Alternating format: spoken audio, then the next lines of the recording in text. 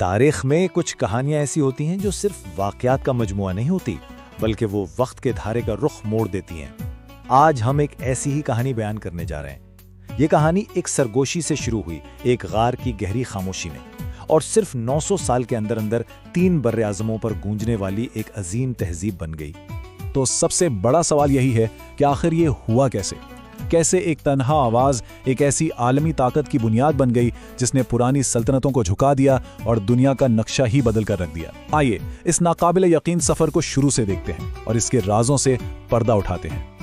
اس پوری داستان کو بہتر طور پر سمجھنے کے لیے ہم اس کے سفر کو 5 اہم حصوں میں دیکھیں گے۔ کہانی شروع ہوتی ہے ایک چنگاری سے جو گہری تاریکی میں چمکی اور ختم ہوتی ہے روم کے تخت پر۔ ہر قدم ایک نئی دنیا کی تعمیر کی کہانی ہے۔ چلیں وقت میں پیچھے چلتے ہیں، 6 صدی عیسوی۔ تصور کیجئے اس دنیا کا جہاں 2 بڑی سپر پاورز بازنطینی اور ساسانی سلطنتیں صدیوں سے آپس میں لڑ کر تھک چکی تھیں۔ دنیا جیسے خلا میں تھی، ایک نئی صبح کا انتظار کر رہی تھی، اور اسی دنیا کے ایک کونے میں عرب کے صحراؤں میں تاریخ کا ایک نیا باب شروع ہونے والا تھا۔ دیکھیے، یہ صرف سلطنتوں کا زوال نہیں تھا بلکہ یہ انسانیت کے لیے بھی ایک تاریخ دور تھا۔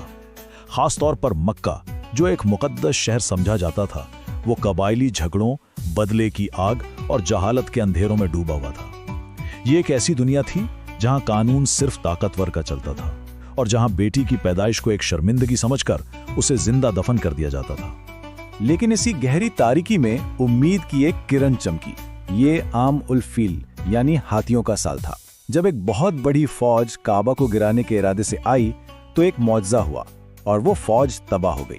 یہ ایک واضح اشارہ تھا کہ یہ شہر، یہ جگہ کسی خاص مقصد کے لیے چنی گئی ہے، جیسے آسمان سے یہ اعلان ہو رہا ہو کہ یہاں کچھ بہت بڑا ہونے والا ہے۔ اور ٹھیک اسی سال اسی شہر میں ایک بچے کی پیدائش ہوئی جو پیدائشی یتیم تھے۔ ان کا نام محمد رکھا گیا۔ وہ اپنے ارد گرد پھیلی ناانصافی، غربت اور اخلاقی پستی کو خاموشی سے دیکھتے ہوئے بڑے ہوئے۔ ان کی ایمانداری اتنی غیر معمولی تھی کہ پورا معاشرہ، دوست، دشمن، سب انہیں الامین یعنی سب سے امانت دار کہہ کر پکارتے تھے۔ وہ اس تاریک دنیا میں روشنی کی ایک کرن تھے۔ کئی سال گزر گئے، وہ اپنے معاشرے کی حالت پر گہرائی سے سوچتے رہے۔ پھر جب وہ 40 سال کے ہوئے تو شہر سے دور ہرا نامی غار کی تنہائی میں وہ آواز گونجی جس نے نہ صرف ان کی زندگی بلکہ پوری انسانی تاریخ کا رخ بدل دیا۔ یہ ایک نئے دور کا آغاز تھا، ایک ایسا دور جو آزمائشوں، قربانیوں اور پہاڑوں جیسے مضبوط ایمان سے بھرا ہوا تھا۔ آنے والے 13 سال یہ کوئی عام سال نہیں تھے، یہ ایمان کی بھٹی میں تپنے کا دور تھا۔ شروع میں خفیہ دعوت، پھر جب بات کھلی تو شدید مخالفت، یہاں تک کہ ایک سماجی بائیکاٹ کا سامنا کرنا پڑا جس میں بھوک اور پیاس نے انہیں آزمایا۔ آخرکار انہیں اپنا گھر، اپنا شہر چھوڑنے پر مجبور کر دیا گیا، لیکن ہر ظلم اس چھوٹی سی جماعت کو کمزور کرنے کے بجائے مزید مضبوط بناتا گیا۔ اور پھر 622 عیسوی میں ہوئی ہجرت۔ یہ لفظ سن کر لگتا ہے کہ بس ایک جگہ سے دوسری جگہ چلے گئے، نہیں، یہ اس سے کہیں بڑھ کر تھا۔ یہ صرف ایک سفر نہیں تھا بلکہ ایک نئی تہذیب کا سنگ بنیاد تھا۔ یہ ایک عقیدے کو ایک ریاست میں بدلنے کا لمحہ تھا۔ یہ وہ وقت تھا جب سے ایک نئے کیلنڈر کا آغاز ہوا اور ایک ایسی کمیونٹی کی بنیاد رکھی گئی جس نے آگے چل کر دنیا کو بدلنا تھا۔ مدینہ میں ریاست کے قائم ہوتے ہی جیسے تاریخ میں ایک طوفان نے جنم لے لیا ہو۔ وہ چھوٹی سی جماعت جو کچھ سال پہلے تک مکہ میں اپنے وجود کی جنگ لڑ رہی تھی، اب اتنی منظم ہو چکی تھی کہ اس نے وقت کی 2 سپر پاورز روم اور فارس کو چیلنج کرنا شروع کر دیا۔ اگلا عشرہ تاریخ کی سب سے تیز رفتار تبدیلیوں کا دور تھا۔ اس کا پہلا بڑا امتحان بدر کے میدان میں ہوا۔ اب ذرا تصور کریں، ایک طرف صرف 313 لوگ اور دوسری طرف 1000 کا مسلح لشکر۔ کاغذ پر تو یہ ایک ناممکن جنگ تھی، لیکن ایمان، نظم و ضبط اور بہترین حکمت عملی نے ایسی جیت دلائی جس نے سب کو حیران کر دیا۔ پوری دنیا کو پیغام مل گیا تھا کہ ایک نئی طاقت ابھر چکی ہے۔ لیکن ہر جیت آسان نہیں ہوتی۔ احد کی جنگ میں ایک کڑا سبق سیکھا گیا، پھر خندق کی جنگ میں ایک ایسی دفاعی حکمت عملی اپنائی گئی جو بے مثال تھی، اور آخرکار وہ دن آیا جب مکہ فتح ہوا۔ لیکن یہ فتح تلوار کے زور پر نہیں بلکہ معافی اور رحم دلی سے حاصل کی گئی۔ جس شہر سے انہیں نکالا گیا تھا اسی شہر میں فاتح بن کر داخل ہوئے، لیکن بدلہ لینے کے بجائے سب کو معاف کر دیا۔ یہ دلوں کی فتح تھی۔ پیغمبر اسلام کے بعد اگلے صرف چند اشروں میں جو ہوا وہ ناقابل یقین ہے۔ اسلامی ریاست نے تقریباً 1,20,00,000 مربع کلومیٹر کا علاقہ اپنے پرچم تلے جمع کر لیا۔ شام، فارس، مصر، شمالی افریقہ، یہ علاقہ اپنی وسعت میں عظیم رومی سلطنت سے بھی بڑا تھا۔ تاریخ میں اتنی تیز رفتار اور فیصلہ کن فتوحات کی مثال ملنا بہت مشکل ہے۔ لیکن اگر آپ سوچ رہے ہیں کہ یہ کہانی صرف جنگوں اور فتوحات کی ہے تو ایسا بالکل نہیں ہے، کیونکہ تلوار کے بعد دور آیا قلم کا، ایک ایسا سنہرا دور جب اسلامی تہذیب نے علم اور تحقیق کو اپنی سب سے بڑی طاقت بنایا اور دنیا کے لیے روشنی کا ایک ایسا مینار بن گئی جس کی کرنیں آج تک ہم تک پہنچ رہی ہیں۔ دیکھیں، جب اقتدار اموی خاندان سے عباسیوں کے پاس آیا اور مرکز دمشق سے بغداد کے نئے شہر میں منتقل ہوا تو صرف شہر نہیں بدلا، پوری سوچ بدل گئی۔